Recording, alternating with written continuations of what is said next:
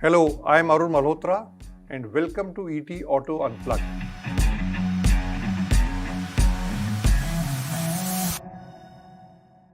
This is a show where we talk to industry leaders of different facets of the auto industry and to get a deep insight of the industry and the way the challenges are, the opportunities are. And today we are going to discuss on and part of the industry which is focused on rural market. Rural market is a big buzzword in the auto industry, and the best indicator for the rural market is the tractor industry.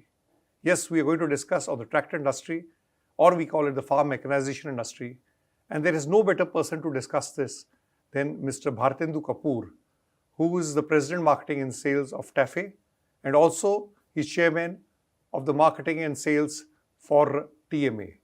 Welcome Bharatendu, pleasure to have you with us in our show. Thank you very much, Arun. Thank you for having me here. So Bharatendu, before we get to the tractor industry, we just want to know about you. Right from your school days, what did you do in your schooling, in your college, and how did you start in your first job? It's been very simple, Arun. I did my schooling in Simla, and I was a very, I would say, average student. Just managed to clear my matriculation in the school and then higher secondary. And it's been a life wherein there is nothing much to talk about because I used to travel almost about 4.5 kilometers one way to go to my school and back. And that journey of 4.5 kilometers used to be where you play also, you converse your friends, you do all your interactions, and then next day the same routine. And then I happened to do my pre-engineering from Chandigarh Government College, and then agricultural engineering from Punjab Agricultural University in Ludhiana. And that also is because I could not get through to the other streams, and so this was the only option. But PAU, Ludhiana, is one of the top agriculture universities of the country. So you're being modest. Yes, but it was, I would say, not by design. It happened by default. So I graduated from there and then moved on to my corporate career. So, you did agriculture engineering. So you're part of the rural ecosystem right from, which year would that be? 80 to 85. 80 to 85, so 80. Yes. So we're talking to a gentleman who's exposed to the rural market or the agriculture industry from 80 to 2024. Well, I would say that I got exposed to the rural market only after 85. Okay. But 80 to 85 was something where, it was difficult for me to even remember the botanical names of the crops. And it was very easy for the people who came from the actual rural background. But the rural exposure happened after 85. So, and you started your first job in tractor industry? Yes, I worked for tractor industry for first 5 years, then moved to the auto industry. And then again, 2010 onwards, moved back to the tractor industry. So last 14 years, you've been part of the tractor industry, and before the first 5 years of your career, you were part of the tractor industry. In between, about 3 years for parts component industry. So great. So you've got an overall perspective of the entire industry, and you've seen it from the perspective of auto, because there's a lot of debate happens, how is auto linked to tractors and tractors to the normal conventional auto of 2 4-wheelers. We'll discuss on that. Just to get, we use these terms when we talk of tractor, we use the term farm mechanization and we use the term tractor industry. Are they similar or they're slightly different? Well, Arun, it's basically the terms that we are using, whether it is tractor or it is mechanization, it's the, I would say, the same thing, but if you look at the coin, it's the sides of the coin. Because tractor is basically a mobile source of power, and all by itself, it can't do anything. It cannot do anything. Okay. Unless and until you attach some implement to it. Okay. The moment you attach an implement to the tractor, it becomes a mechanization, right? Okay. So, and mechanization, then we can discuss in details because it has got many levels of mechanization. India, I would say, is at a nascent stage of mechanization at present. Uh, it's a country which is where the farm lands are uh, very segregated. These are very small farmers. Average land holding is 2.5 acres. So very different kind of challenges on not only on the industry, but I would say even on the mechanization. You can't replicate whatever is happening in the developed countries. You can't simply replicate in the country here. So it's basically a part of the same coin, but So it's farm different. mechanization, you still say the what is attached to the tractors is critical, because without that the tractor cannot perform its functions. Absolutely. And you still feel it's at a very nascent stage at this Yes. point of time. Yes. But as far as the tractor industry is concerned, I understand it's the largest market in the world in numbers. India, Yes, India is the largest. more than China even. Yes, China is not very big in tractors. Okay. So in tractors, India produces almost 1 million tractors Okay. every year, out of which about 10% are the exports and rest is consumed. So within the interesting, country. you know, we used to always think that the biggest market in the auto industry where we are number one is the two-wheeler, but we now know it's tractor also, we are number one as far as numbers are concerned.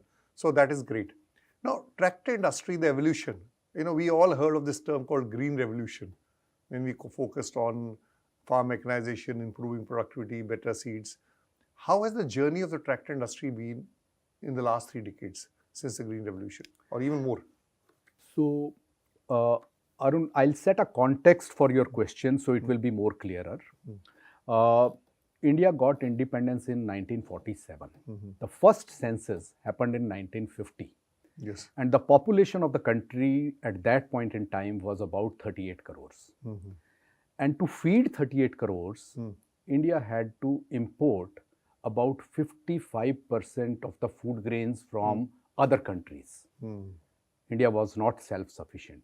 Today, our population is almost 142 crores. We not only feed the population of 142 crores, but we do a lot of agri exports.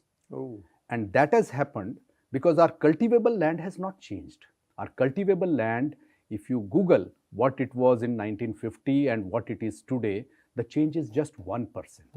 So there is an urbanization that has happened, there is a fragmentation that has happened, but there is also more land which has come under cultivation. So there is net, there is no change in the land. In the same land, the productivity, if it has gone up, it has gone up because of the efforts which the farming community has put in, and also the role that tractor manufacturers and the farm mechanization has played for improving the productivity. Just to get a perspective, 3 decades back, since the early 80s, how much would be the tractor industry? We're talking of it being 1 million today. How much would be the industry that time? When I joined the tractor industry, Arun, in 1985, So that's here. The tractor industry was close to about 1 lakh. So from 1 lakh to a So million. if you look at now, times. if you take about 25 years of data, it will show a CAGR of about 8.5%. If you look at about 15 years, it will be about 7% kind of a CAGR, right? So that's how the tractor industry has grown, and we see the similar kind of a CAGR even in the years to come. Because a simple reason is, if India has to be self-sufficient on food grains, the estimated population by 2040 is going to be about 166 crores.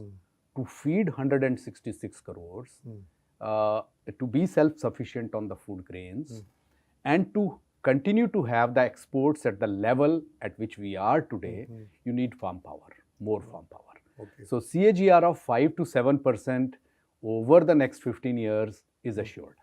Great. So when we look at the tractor industry, you know, when we look at auto industry, we classify industry based on the CC, on the body design. It's a sedan, it's a hatchback, it's a SUV. There can be 2 ways of looking at the classification of the industry. One is you can say a customer classification in terms of capacity, size, other things. Another could be a usage, because you said tractors, there's specific usages for specific. Whereas in passenger vehicles, you are being transported from A to B. The usage may not vary dramatically, very different. So if you look at from a technical specification, which the industry looks at, How is it classified?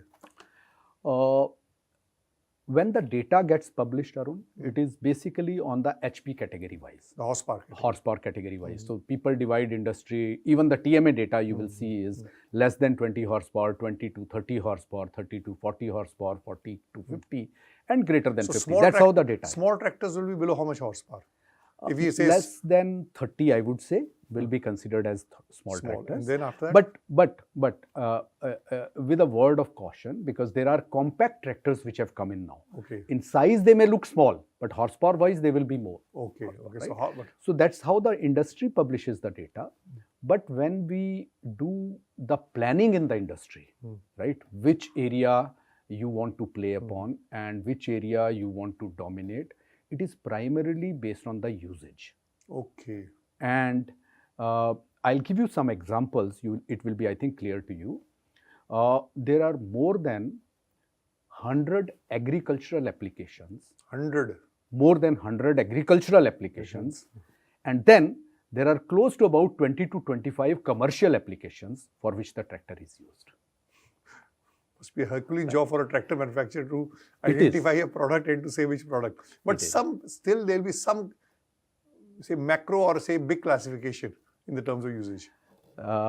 Okay. I don't want to make it complex, but let me just share with you with one example. Puddling is one application where the tractor is used. But the way puddling is basically, you know, the preparation of land before you do the rice plantation, transplantation, right? You prepare the land, you mix the mud with the water. Crop, you can say sowing. It's basically mixing of mud with the soil with the water. So you prepare the land. That's one. Right? Now, the way puddling is done in north is dramatically different vis-a-vis the way it is done in south. So we'll talk about it's a shallow puddling. In north, you need a tractor which will go in the water, which is about 6-inch deep, right? That's the kind of a land which you need for transplantation. If you go to south, it's a deep puddling where you will see only the face of a farmer and tractor is inside the mud and it is doing the puddling in that land. So applications, within that application, it's very different. So unlike two-wheelers, unlike passenger vehicles, unlike commercial vehicles where the applications are limited, this has got diverse applications and will depend on the different type of territories which are there. Absolutely. And let me give you one more example. We say land is getting cultivated, right? In the areas where the soil is light, you will typically use cultivator or a harrow to do the land preparation. Same thing if you go to the areas where the soil is hard, you use a duck foot. It's something similar to cultivator, but the power required is almost double or triple, right? So it's same cultivation, but different implements, different power. So within this industry, tractor is a very formal industry. You get data from TMA every month, 80,000 tractors. As far as the farm mechanization, or which is beyond which you said the implements, is it an organized industry or is it a micro industry or disorganized industry? Unorganized industry? Okay, we can divide that, I think, into two parts. One is where the precision required is very, very limited, and that's an industry which is, I would say, is sort of a cottage industry, like a cultivator or a harrow. Anybody can produce, and you will find many, many manufacturers, and that industry is completely disorganized. It's not organized at all, but you can put a value to that, how big that is. And the second part, which is evolving now, is the precision agriculture. So something like, you know, a baler or a post-hole digger or a harvester. Using a bit higher technology here. Or a pneumatic planter, right? Wherein it is difficult for a smaller manufacturer to produce because it needs a lot of precision. And that is the industry which is getting organized now. And are there a lot of startups coming to tackle this industry, or they are the big players? No, startups are coming in the digital part of agriculture, but not in this industry, not in the mechanization. Core manufacturing. Not in the core manufacturing. So just for simple purpose, suppose we sell 80,000 tractors a month in the industry. Average ticket size would be how much? about 6 to 6.5 lakhs. So let's take that figure. And if you've taken although there won't be formal figure available for the other part of the industry, which you talked about mechanization, how much would it compare in size, in value? So that way, if you're asking, let me give you a comparison. Implement industry in India, or I would say mechanization industry in India. Mechanization industry is in India is about, revenue-wise, is about 1/8 of the revenue that is there for tractors.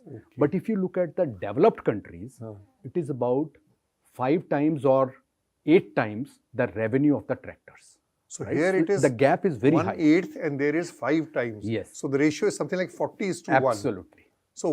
So why haven't organized big players entered in and made this industry grow? Okay. The challenges in India are very, very different. I mentioned in the beginning that average land holding is very, very small. So the same technology which is being used in the developed countries cannot be replicated here. You need a very, very frugal kind of an innovation, and that's what the local manufacturers do to this local industry. manufacturers too. Yeah.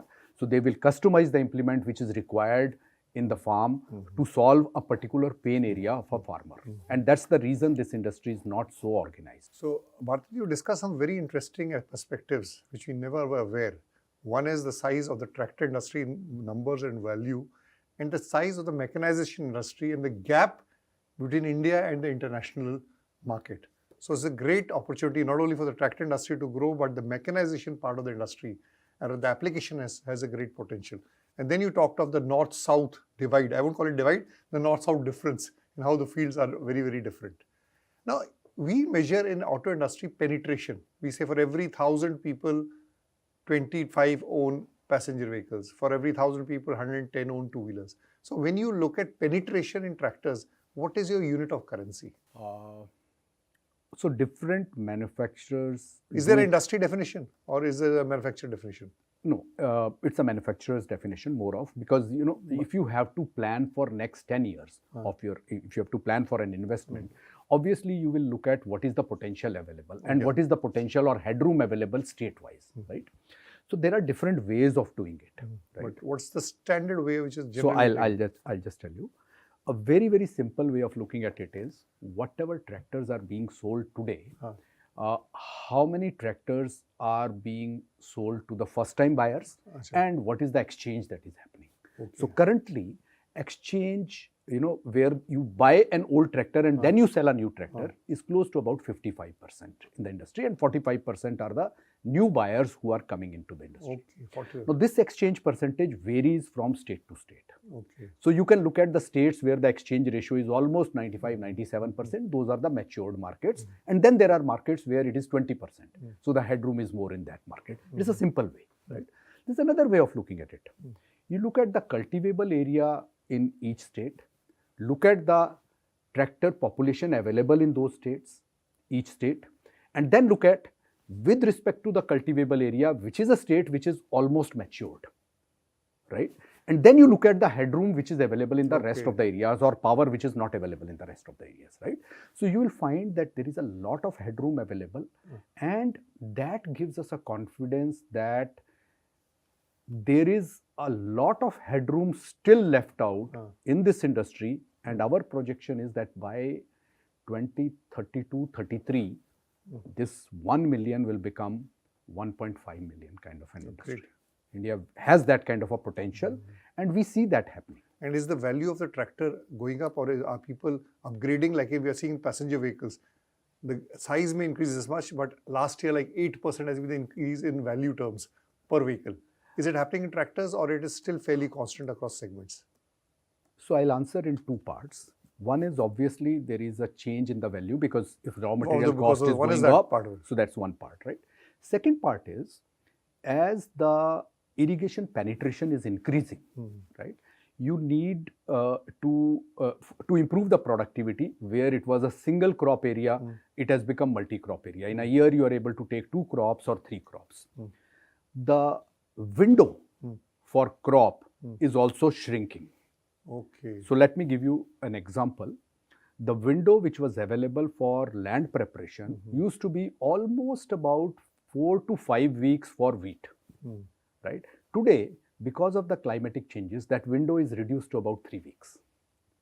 Now, you have to do the same job in lesser amount of time, and farm labor is becoming a scarcity. Okay.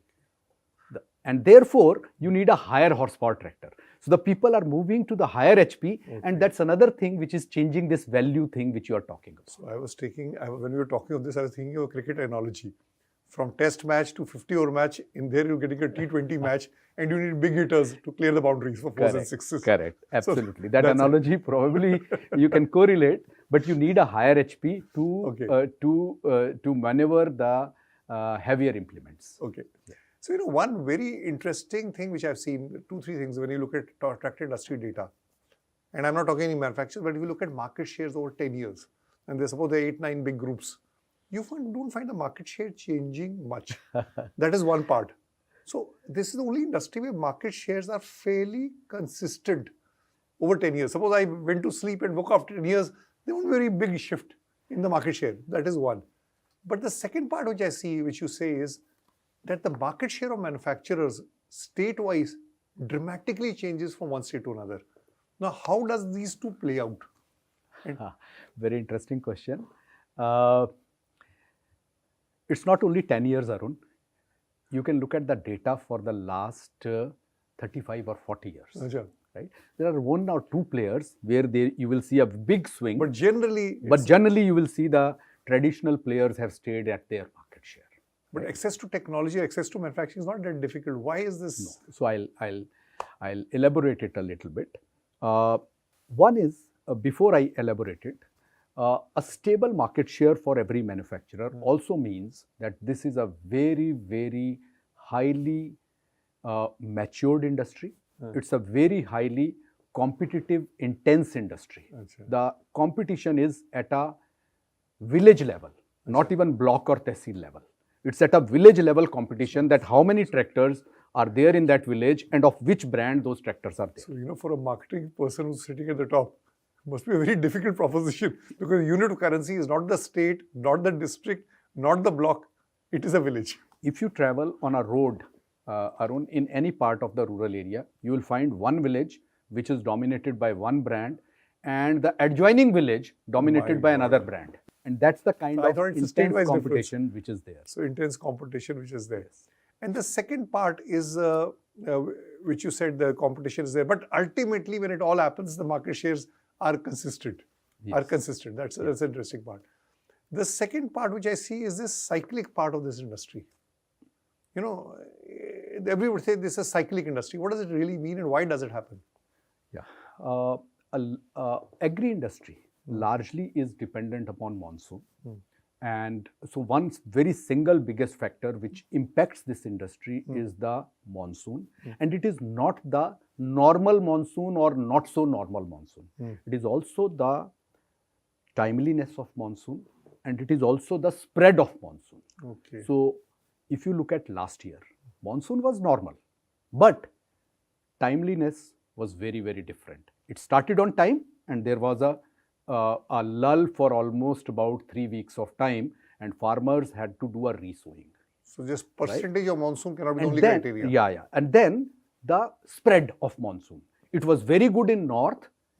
It actually, if you remember, there were floods in many parts of north, but south was completely dry. And if we look at, we were knowing in the month of July or August, we were knowing that we have a problem in south. And that is what is showing up in the figures, that south has degrown by 30-35%, north has grown by 8 to 10%. Phenomenal. You will never find it in any other part of the industry. One part of the country, 10%. Monsoon is one biggest factor. But all this irrigation, canals, hasn't made the importance or the criticality of monsoon lower? Our irrigation penetration in 1947-48 was about 19%, right? Today, the irrigation penetration is about 52%, which means 48% of the cultivable area is still a rain-fed area. You have to depend upon rain. Okay, so it is very, very substantial. Some parts of the country, say Maharashtra or say Karnataka, it is 26-27% is the irrigation penetration. rest of the part of the cultivable area is rain fed, right? You have to depend upon rain. So that's one of the biggest factors.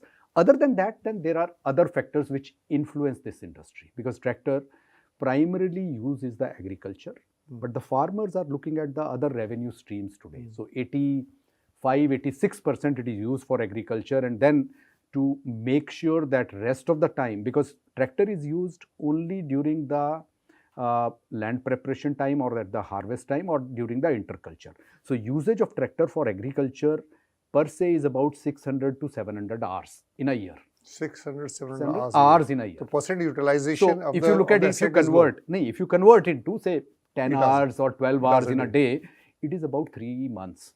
So rest of the time, what do you do? So there, a farmer is using the tractor for different other usages. Okay, that's very interesting. So if you look at the country, which are the 3-4 states which you think have, which are also medium or reasonable sized states, where the tractor market has grown appreciably, and 3 states where the market has stagnated? Growth states and the stagnant states.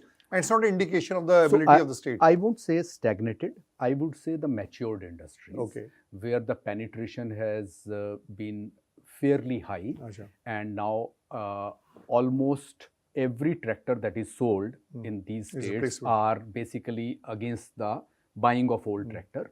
These are Punjab and Haryana markets, which are fairly matured, and you will see. And these are also compact states to some extent in area. Compact, highly mechanized, very, very innovative farmers, very advanced farming techniques, so that's right? And these are the states where the industry fluctuation is within a band of 5 to 6%, so growth or degrowth. So Punjab Haryana is one part of it. But if you look at the states which have grown very well or which are growing very well, one I would say is Gujarat. Where irrigation percentage in last 10 years of time, we see has reached almost 51-52%. Complete Saurashtra area, which was rain fed, and there used to be one crop, today people are having 3 crops, right? So growth percentage is phenomenally high, right? I would say Rajasthan, right? Where, so top industry, if we have to talk about, UP obviously because of the size of the dimension, and it's been the largest industry, followed by MP, Maharashtra, Rajasthan, Gujarat. These 5 states are almost 70% of the total industry. 30% is in the rest of the country. That's how the industry. South would contribute how much of part of the industry? The 4 southern states. Will contribute about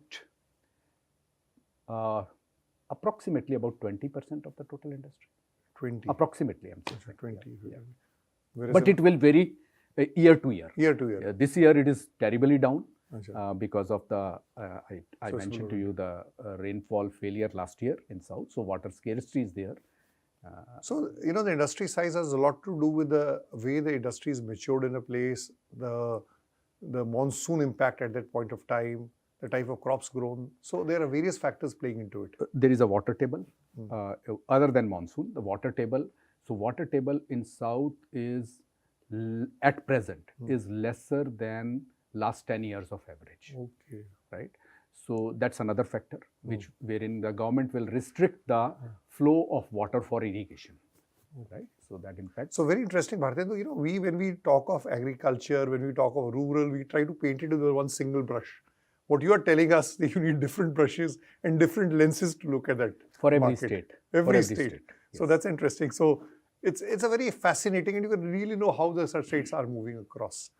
The other part is government, you know, has a lot of intervention to play in any industry. So one can be the catalyst, one can be the schemes of the governments which are there. And second could be also certain technologies which the government wants to promote for safety, for emissions. So let's look at the accelerators of the industry. Government policy, what are the driving forces of government policy which help the industry to sustain and grow? Central government has a SMAM a scheme wherein the farmers get some subsidy, and depending upon the state, some money is allocated, and then state decides how to execute it, right? So that's one of the areas where I see, though the amount may not be very high, but it actually substantiates the farmers for, it actually facilitates the buying of the tractor, right? Some money, maybe 20,000, 40,000, 60,000, that's what the farmer gets once they buy the tractor in some of the states. The second thing which impacts is once the crop is ready, government will announce its export policy. So if you look at the COVID, the period immediately after COVID, right, wherein there was a war which broke out between Russia and Ukraine. These are the countries which are producing almost 30% of the global wheat requirement, right? They are producing almost 30% of the maize requirement globally. Now the inflow of wheat and maize got restricted, and therefore the farmers of countries like India gained maximum because exports happened and the prices actually shot up. So tractor market, domestic, the earning of the farmers is also a lot of link to the global ecosystem. Absolutely.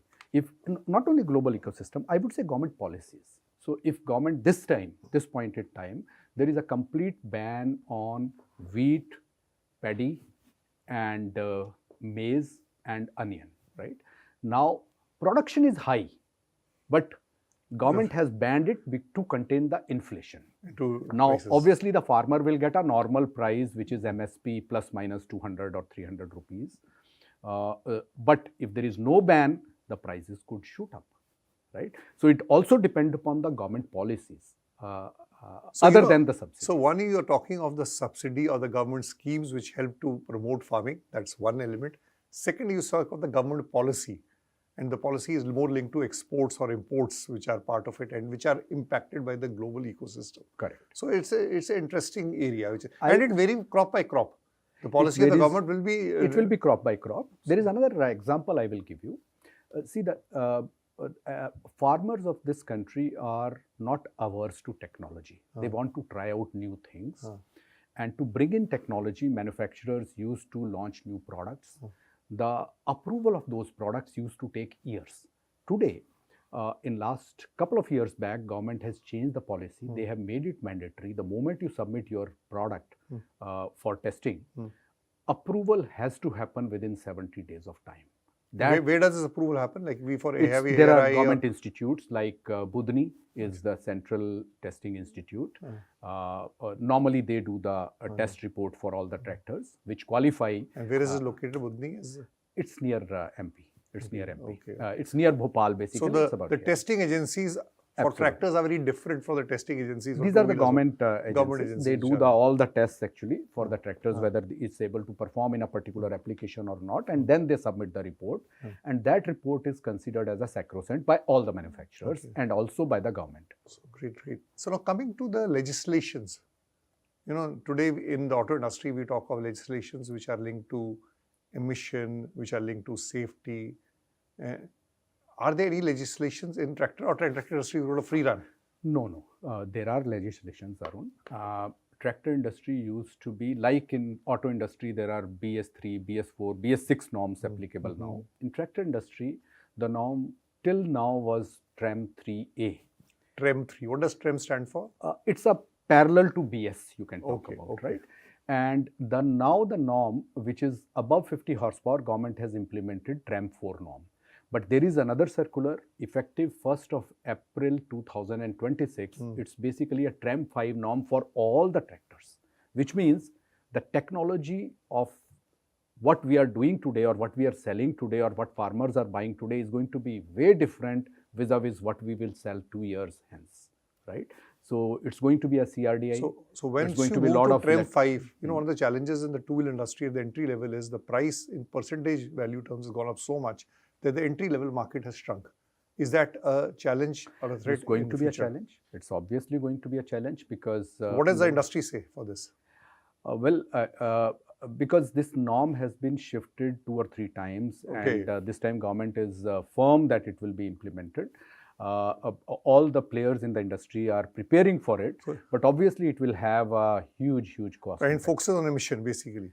It's focusing upon emission. It's also focusing upon the safety. So, for example, ROPS will come in some of the categories, right? So, rollover bars. So, what are we talking about emission and safety in the two-wheelers and passenger vehicles? It's applicable to tractors in a different, different way. And you have the TREM norms instead of the BS norms. Absolutely. One of the things when people talk about rural market, there are 3 key indicators of the rural market.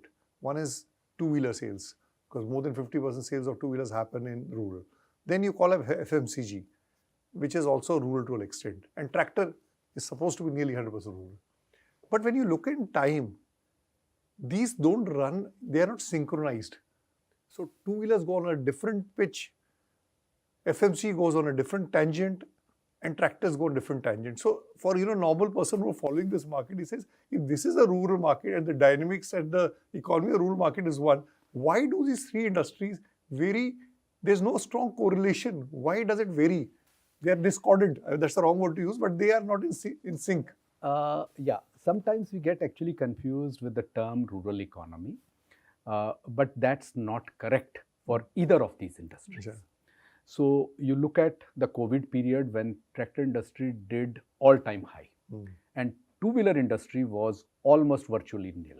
Okay. Right? The consideration, it has nothing to do with economy first of all. Achha. The consideration parameters are very, very different. Okay. Right?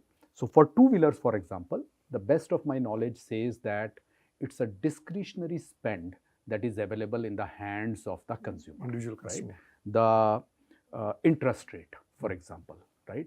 The acquisition cost in the beginning, right? How much it is going to be, whether I can afford it, whether I can get it financed. So those are the things which will impact the farmer's decision to buy a two-wheeler. And that's what precisely happened during the COVID period. Discretionary spend which should be available was not available. Okay, so right? that's it. But tractor sales, it was available. Right? Now you need to look at the correlation. Tractor sales is not dependent upon those parameters which are applicable for two-wheelers. Okay. For tractor sales, the parameters are very, very different. Tractor is actually considered, when a farmer buys a tractor, it is actually a earning son in the family. Kamau Pooth. Earning son and daughter, to be more politically correct. Yes. No. So it's a Kamau Pooth when they take a tractor, which means I am getting one more family member who will earn for my prosperity in the village, right? So there it depends more on the need. Farm labor is shrinking. If farm labor is not available, you have a lot of job to be done which you can't do manually. You have no other option but to adopt a mechanization. So it is more based on the need. And then also one more factor is you also see what is going to happen in the future. And what is visible to the farmer may not be visible to any of us sitting in the urban areas. Farmer is able to see how the next year is going to be for me, how the crop is likely to be. Is it the yield will be more or less? If it is more, I may not get price. If it is less, my prices may be higher. So how much is sown by my peers in the villages? How much is the sowing that has happened? So farmer is able to see his future. That determines the sentiment. So when he makes a tractor purchase, it is based on the need and also seeing what is going to happen next year. Okay, that's interesting. Now, two-wheeler has emerged one of the biggest driving forces for exports, because the two-wheeler largest market is India, and I think 35 to 40% what is being manufactured is being exported. But tractor, in spite of India being the largest market, the export, as you said, was just 10% industry. What's holding back the tractor industry to become a big global export hub? First of all, it is a big export hub even today for tractors. Okay, I correct myself. Considering the markets which are existing.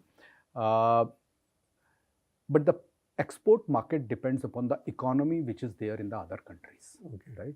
Today, Indian economy is growing almost at the rate of 7.5%, 8%. With other countries, it's not growing. Other countries, the economy is not growing. So it depends upon that also. And the agriculture in those areas, right? So it depends upon that, and that determines the exports of tractors. Last year, exports were at peak, almost 1,25,000. This year, it is little. Is it also dependent on the type of products we make? Is it also dependent on that? Not really. I think Indian industry, at least the because tractor when here industry, in USA, they're large tractors. We make relatively smaller tractors. So we don't manufacture in India the tractors which are more than 100 horsepower. We manufacture the smaller tractors, and those are exported from India. But I would say in that particular segment, India is actually dominating, and some of the players are making their, and I would say they are making the India presence felt. So you think abroad. The CAGR growth in exports will be much higher than the domestic market? It will be. It will be. So it if will we say almost. How much would your guess be, or estimate would be? As I mentioned to you that we may reach about 1.5 million tractor production by 32, that's 33. export market from current level will double. Oh, So there's it's lot a of significant potential. it's a significant lot of potential. So now we come into the last part of the thing. Just two key trends which you think has impacted the tractor industry in the last 3 years. 2-3 key trends, just bullet points. I think one is the shift is becoming towards the 45 to 50 horsepower Slightly segment. That more. is becoming So it's upgradation. very significant Okay. size. So- And I would assume that it's going to stay because 55 horsepower So that's appears to be a So sweet shift. spot which will do all the applications. Okay. Right? So that's one shift we are seeing. Second shift is movement towards four-wheel drive. Achha, movement towards four-wheel drive. It used to be about 5% or less than 5% just about 5-7 years back. Today it is almost about 16-17%. And I see this becoming almost about 40-45% in the next 1 decade, right? So it's a significant shift that is happening, right? So these are the things which I am seeing because of the penetration of irrigation, because of people are becoming that soil compaction should be lower so that they don't have to use subsoiler and things like that. It helps in more productivity. Okay, so great. Yeah. So that's part. Now we come to the rapid fire round. So I need short, crisp answers. You can duck a question if you want, but they are not such uncomfortable questions we need to duck. So the first part is two things which tractor manufacturers are not doing today, they should start doing. Two things. It's a politically motivated question. No, I'm not talking about company. I'm talking generally, or they could do more which they're not doing to really make the market I think one grow. is on the front end side. A lot of transparency with the farmers is required as far as the tractor manufacturers are concerned. More close coordination working. Yes. The second thing which tractor manufacturers need to do is look at the productivity of the farmers and then do the product development. I think these are the two things which These things could be done much better than they are doing. Absolutely. Two things which industry association, or you can say, I won't say industry association, let's take industry association, and you can also talk of universities, you know, the academy interface, which they are not doing, which they should do to improve the industry. One is a very significant thing is digital in agriculture. Okay. Wherein And who has the role to play in this? Because so, for example, our courses in the agri universities are what it used to be 10 years back. I think more digital, like use of drone is going to be the future. So new technology being taught in educational institutions and better academic and industry interface for those technologies. Absolutely. Is the academic interface good? Not organized. So that's one area. Not organized. Anything else? Right? Second thing is look at a farm management rather than looking at only selling a tractor and looking at one particular area, one particular state. Look at the overall farm management, wherein you are able to manage the farm and you are able to measure some productive areas and then grow towards that. I think those are the areas. And two things which the government should start doing or doing better, which they don't do today. One, I would say reorganize the subsidy part which is executed by the government. It is not farmer friendly in many of the states. Couple of states are doing very well. I would say very transparent, direct benefit transfer to the customers. But out of 20 regions, only 3 are doing. Rest are very. So that's one thing. Yeah, that's one thing. Second thing is encourage the farmers to adopt the new technology, right? The extension education, which farmer is doing today by seeing his peers, right? There is no extension education from government what should be done, how the productivity of the farm has to go up, right? So Bharatendu, it's been a very interesting, very insightful, and you know, you've given us a facet or a perspective of things which we people in the auto industry miss out. And this is linked to the core part of the Indian industry, Indian economy, which is the rural market, and also is the biggest driver for the Indian economy for the future. So pleasure having you with us. It's been great and a very great discussion. Thank you very much, Arun. Thank you. Thank you once again for having me here, and it was nice talking to you. Thank you.